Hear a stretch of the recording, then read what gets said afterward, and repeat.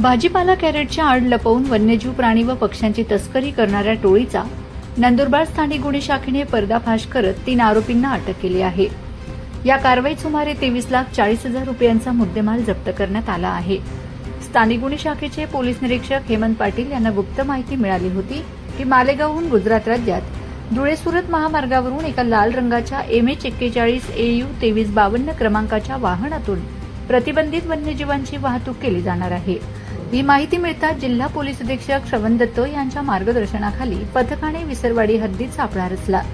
Visarwadi police Thane हद्दीतील बर्डीपाडा टोलनाका येथे नाकाबंदी दरम्यान संशयित आयशर वाहन थांबवून तपासणी केली असता भाजीपाला कॅरेटच्या आड वन्य प्राणी व पक्षी लपवलेले आढळलेत। यावेळी वाहनातील तिघांना ताब्यात घेऊन चौकशी केली असता त्यांनी आपली नावे शेजाज अहमद अतिक अहमद, मोमीन मोहम्मद मोईन समसुल हक आणि शेख सोहेल शेख अफजल कुरेशी अशी सांगितली आहेत।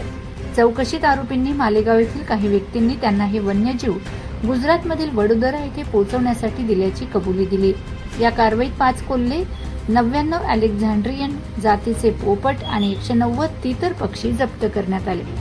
सर्व वन्यजीव सुरक्षितपणे वन विभागाच्या ताब्यात देण्यात आले आहेत। या प्रकरणी विसरवाडी पोलीस ठाण्यात गुन्हा दाखल करण्यात आला आहे। पुढील तपास सुरू आहे।